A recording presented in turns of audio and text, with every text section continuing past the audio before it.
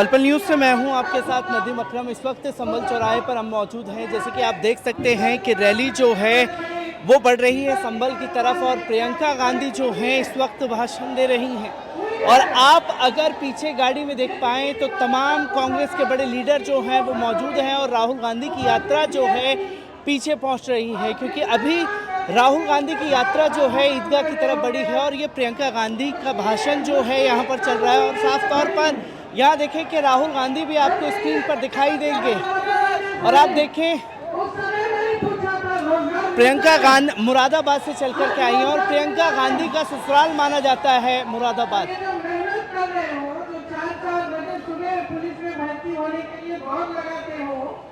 सेना में भर्ती होने के लिए दौड़ लगाते हो, उसके बाद जब परीक्षा लिखते हो, उसके लिए फीस भरते हो, माँ बाप मेहनत करके ट्यूशन पे भेजते हैं। आप देख सकते हैं कि हम आगे आपको तस्वीर दिखा पाएंगे कि प्रियंका गांधी लगातार भाषण दे रही हैं और आम जनता से ही सवाल किए जा रहे हैं कि आखिरकार शिक्षा भर्ती बेरोजगारी जो बढ़ रही है उसके लिए क्या जनता क्या सोच रही है। 4 या 5 नौजवानों ने परीक्षा दी, एक आशा थी। ये झंडा नीचे करो।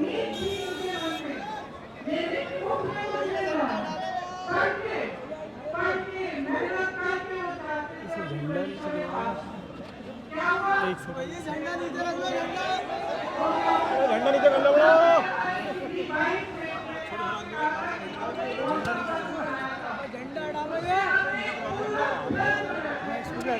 झंडा तो हटाओ यार, लोगों को दिखाई कर रहे हैं। बाद में कर दियो, बाद में मीडिया वाले उसमें ये था कि एक कमीशन बनेगा और जितनी भी जितना भी अन्याय हुआ है उसको ठीक करने का काम होगा। और ड्राफ्ट कैलेंडर में हर जो भी डेट का परीक्षा का डेट नियुक्ति और जो उससे इधर होगा उसके खिलाफ कार्रवाई होगी। तो ये तो 2-3 पूरे 10 लोगों का हमने पूरा प्लान बनाया था। मैं आपसे एक सीधी बात कहना चाहती हूँ, देखो फिर से आ रहा है, अरे नहीं, फिर से आपको अपना में कराना पड़ेगा। अब आप खुद ही देख रहे हो, बार-बार भाजपा की सरकार आ रही है। यार झंडा नीचे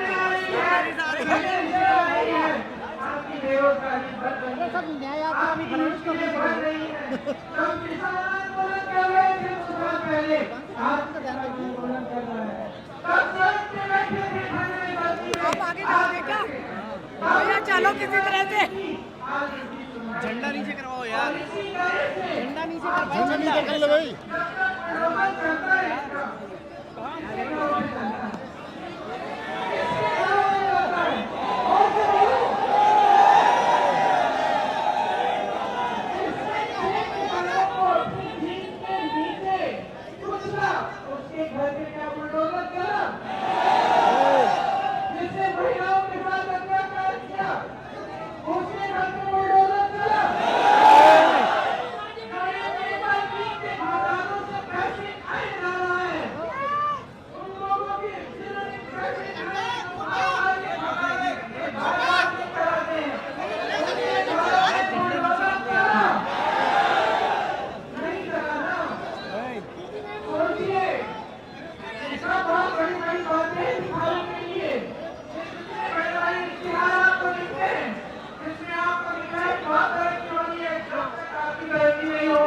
नीचे कर यार,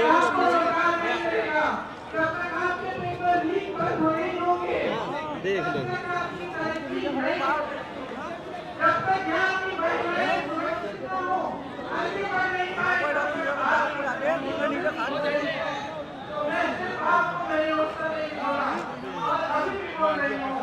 अपने अनुभव को देखो, अपने अनुभव को देखो कि भाई 5 सालों में 10 सालों में मिला क्या है।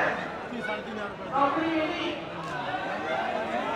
दुकान जाकर तो सब्जी खरीद पाते हो,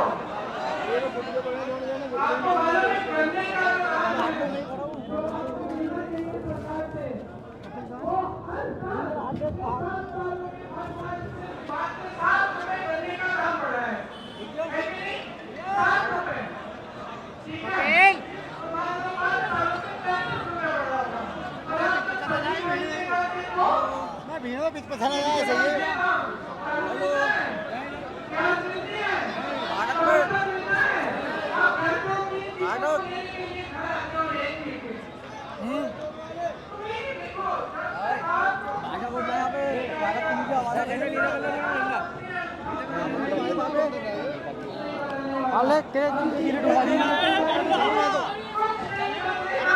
चाचा बैनर नीचे करो, अच्छा बैनर नीचे करो।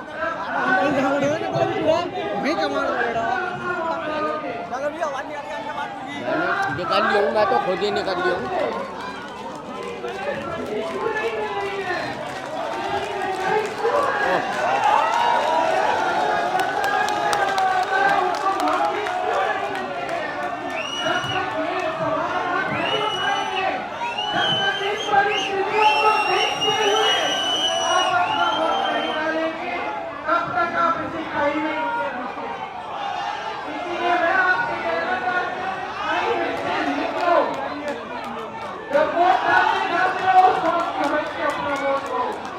कांग्रेस पार्टी के पास योजनाएं हैं,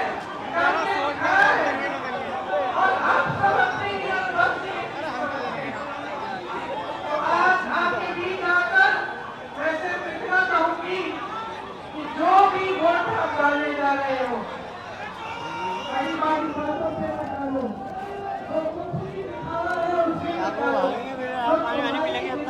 बोल रहा है जो तुम्हारा जीवन है, तुम्हारा अनुभव है, तुम्हारी परिस्थिति है, उसको समझ के कि ये क्यों हो रहा है आपके साथ, उसको सब बोल रहा है। ये न्याय यात्रा है। राहुल जी, हमारे यात्रा में साल युवकों की चले, एक को एक व्यक्ति चाहिए, एक है, सब एकजुट हो जाओ, आगे बढ़ोगे। आज भारत जोड़ो न्याय यात्रा में निकले हैं। इस यात्रा में न्याय शब्द जोड़ा है। न्याय शब्द इसलिए जोड़ा है क्योंकि आज यहाँ के नौजवानों के साथ, देश के नौजवानों के साथ अन्याय हो रहा है। आज देश की महिलाओं के साथ अन्याय हो रहा है। आप मेहनत करते हैं, आपको तस्दीक होते हैं। आप मेहनत करते हैं, आपको नौकरी नहीं मिलती, रोजगार नहीं मिलता। आप मेहनत करते हैं, महंगाई का सामना करते हैं, किसानों का जो बकाया होता है वो नहीं मिलता, किसानों के कर्ज माफ नहीं होते, बड़े बड़े उद्योगपतियों के होते हैं। तो देखिए, मैं फिर से आग्रह करूंगी, आज आप इस यात्रा में जुड़ने आए हैं तो हमें देखने नहीं आए हैं, अपनी परिस्थिति को समझने आए हैं, और ये समझने आए हैं कि जब तक आप बदलाव नहीं लाओगे तब तक आपकी परिस्थिति नहीं बदलेगी। मेरे बात लंबा बोल दिया, हम बोलेंगे।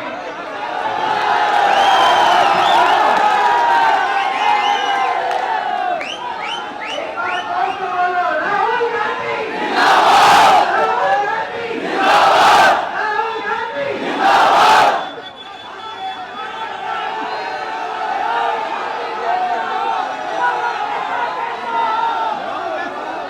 आप सबका बहुत बहुत नमस्कार। कैसे आप लोग? कैसे आप लोग? अच्छा भैया, यहाँ पे जीत का बहुत बड़ा हुआ। आप आ जाओ, आप आ जाओ, आप आ जाओ। इनके पीछे आप आ जाओ।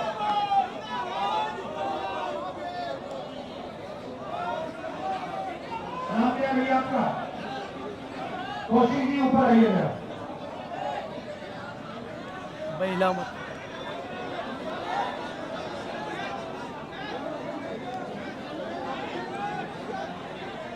अब भैया देखिए, आपका नाम क्या है? एक सेकंड। नाम क्या आपका?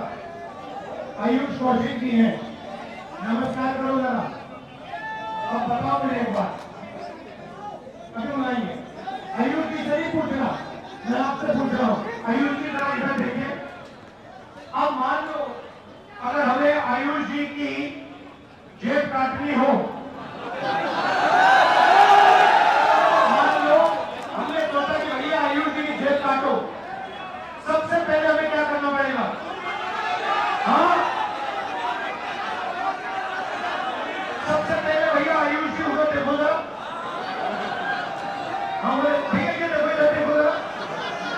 भैया वो ऊपर देखो, खड़ा हो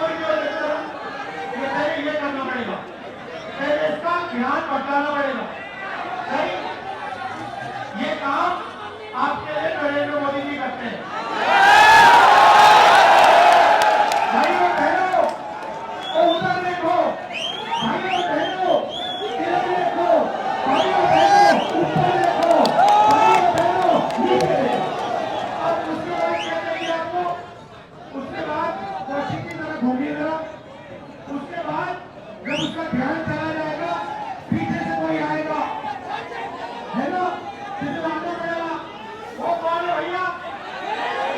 वो अदानी है, वो अदानी है। ठीक है, अब मान लो ध्यान भटका दिया और पीछे से जेब काट दी, तो किसी किस चीज की जरूरत है? हाँ भैया, ये गन्ना बाकी देना है, ये गन्ना नहीं, इससे काम करना, धोखा नहीं चाहिए, बड़ा चाहिए। तो पहला जो ध्यान भटकाता है नरेंद्र मोदी जी, दूसरा जो जेब काटा है डॉक्टर अदानी जी, और तीसरा जो डंडा लिए घूमता है अमित शाह।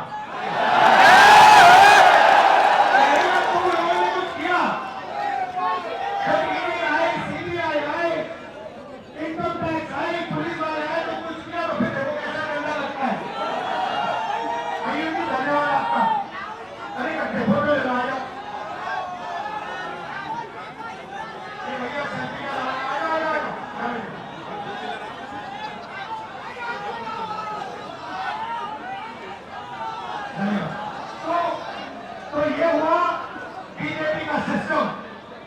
एक व्यक्ति ध्यान भटकाता है, कभी आपको बॉलीवुड की बात बताएगा, कभी आपको उधर देख लो कहेगा, कभी सर्जिकल स्ट्राइक की बात करेगा, मगर ध्यान भटकाएगा आपका। उसके बाद पीछे से अदानी यानी जेब काट जाएंगे, और दूसरी तरफ तीसरी साइड अमित शाह जी क्यों पैसे बैठे रहेंगे, देखते रहेंगे। अगर किसी ने कुछ किया तो मैं दिखाता हूँ, ये इनका सिस्टम है। अब मैं आपसे सवाल पूछना चाहता हूँ, इस देश में पिछड़ों की कितनी आबादी है? 50% पिछड़े हैं। इस देश में माइनॉरिटी की कितनी आबादी है? 15% माइनॉरिटी है। इस देश में दलित कितने? दलित भाई 8% नहीं 15%, और आदिवासी कितने? 8%। जोर से बताओ मुझे, 50 और 15 कितना हुआ? 65, 65 और 15 80, 80 और 8 88। भाई और बहनों, मैं आपसे पूछना चाहता हूं, ये जो 90% जनता है देश में, दलित, आदिवासी, पिछड़े, माइनॉरिटी, इनको इस देश में कितनी भागीदारी मिल रही है? ये सबसे बड़ा सवाल है। आप सबसे बड़ी कंपनियों की लिस्ट निकालो, 200 कंपनियां सबसे बड़ी वाली, उसमें 90% का एक मालिक मुझे दिखा दो। आपको एक मालिक 90% का नहीं मिलेगा। उसके बाद आप मैनेजमेंट टीम में की लिस्ट निकालो, उसमें आपको 90% का एक नहीं मिलेगा। फिर आप बहुत ठीक है, 90% हिंदुस्तान की कंपनी का मालिक नहीं बनने चाहते। मैं नहीं कहता, मगर आपने मान लो कह दिया, तो फिर मैं आपसे पूछ रहा हूं, भैया ठीक है 90% के मीडिया में कितने? मीडिया में कितने? एक नहीं है। आप मीडिया के मालिकों की लिस्ट निकालो, आपको एक ओबीसी नहीं मिलेगा, एक दलित नहीं मिलेगा, एक आदिवासी नहीं मिलेगा, एक गरीब जनरल कास्ट का नहीं मिलेगा, एक माइनॉरिटी नहीं मिलेगा। फिर बड़े बड़े पत्रकारों की लिस्ट निकालो, 90% में से आपको एक नहीं मिलेगा। फिर आप मुझसे कहोगे नहीं राहुल जी, 90% को न मीडिया में भागीदारी चाहिए, न हमें बड़ी कंपनियों में भागीदारी चाहिए। फिर मैं आपसे पूछूंगा, ठीक है भैया बताओ, प्राइवेट अस्पतालों में आपके कितने लोग? एक भी नहीं। फिर पूछूंगा, भैया ठीक है प्राइवेट अस्पतालों में भागीदारी नहीं चाहिए, तो कॉलेज यूनिवर्सिटी में तुम्हारे कितने लोग? एक भी नहीं। अरे भाई तुम लोग हो कहां? तुम हो कहां? मैं बताता हूं तुम्हें, मनरेगा की लिस्ट निकालो, उसमें आप सब लोगों के नाम लिखेंगे। कॉन्ट्रैक्ट लेबर की लिस्ट निकालो, उसमें आपके सब नाम लिखेंगे। मगर हिंदुस्तान के बड़ी बड़ी कंपनियों में, हाई कोर्ट में,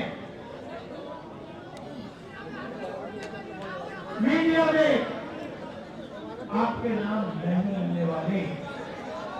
नरेंद्र मोदी की आंखें कहते हैं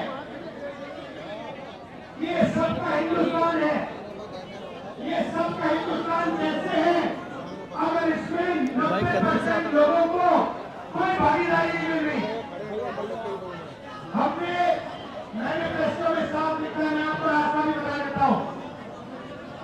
अगर 90% को भागीदारी चाहिए तो पहला कदम, जैसे जब हाथ टूटता है पहला कदम क्या कराते हो आप?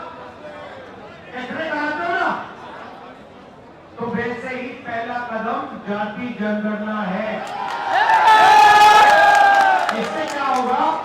90% को पता लग जाएगा कि आप कौन हो, क्या हो, कितने हो, और सबसे ज्यादा जरूरी आपके हाथों में हिंदुस्तान का कितना धन है। बात समझ आई? समझ आई? आपको कहा जाता है कि भाइयों बहनों एक दूसरे से नफरत करो। एक धर्म को दूसरे धर्म से लड़ाया जाता है, एक जात को दूसरी जात से लड़ाया जाता है, एक भाषा को दूसरी भाषा से लड़ाया जाता है, और फिर जो आपका धन है 24 घंटा आपसे वो धन लूटा जाता है। मुझे बताओ हिंदुस्तान के एयरपोर्ट किसके हाथ में है? मुझे बताओ हिंदुस्तान के बड़े बड़े इंफ्रास्ट्रक्चर प्रोजेक्ट दिए जाते हैं किसको दिए जाते हैं? मुझे बताओ हिमाचल के सेब किसके हाथ में जाते हैं? मुझे बताओ हिंदुस्तान के सबसे बहुत बड़े पोर्ट किसके हाथ में है? मुझे बताओ अग्निवीर योजना क्यों की गई? क्योंकि जो आपका रास्ता था 90% का रास्ता था उसको बंद करना था, और अदानी जी को जो कॉन्ट्रैक्ट हथियार के कॉन्ट्रैक्ट देने थे वो सारे के सारे इस सरकार ने दिए अदानी जी को। तो आपको जागरूक होना है, आपको ये सवाल पूछना है, हर रोज सुबह ये पूछना है कि 90% आबादी को इस देश में कितनी भागीदारी मिल रही है, कितना धन 90% के हाथों में है। ये सवाल आपको पूछना है, और कोई सवाल ही नहीं है। मैं कन्याकुमारी से कश्मीर तक 4000 किलोमीटर आपके साथ चला, 4000 किलोमीटर यात्रा से एक नारा निकला, यात्रा से निकला, मैंने नहीं बोला, यात्रा से निकलता है, नारा निकलता है, नफरत के बाजार में मोहब्बत की दुकान खोलना है। तो सबसे पहला काम नफरत को मिटाने का है, भाई को भाई से गले लगाने का है। ये सबसे पहला काम है। देशभक्त देश को जोड़ता है, देशभक्त देश को तोड़ता नहीं है। देशभक्त मोहब्बत की दुकान खोलते हैं, नफरत के बाजार नहीं चलाते हैं। ये मेरा आपके लिए मैसेज है। आप जो भी करते हो करो, मगर सबसे पहले एक बात समझ लो, नफरत को नफरत से नहीं काटा जा सकता।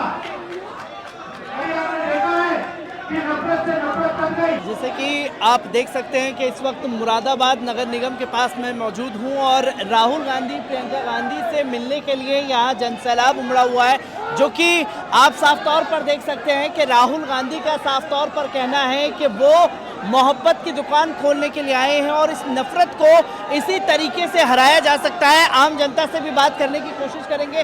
क्या लगता है कि राहुल गांधी आज आपकी तरफ आए हुए हैं, उनका कहना है कि वो नफरत की दुकान को खत्म करके मोहब्बत की दुकान खोलेंगे, कितना कामयाब हो पाएंगे राहुल गांधी इसमें? बहुत कामयाब हो, कम से कम 95% कामयाब होंगे हम।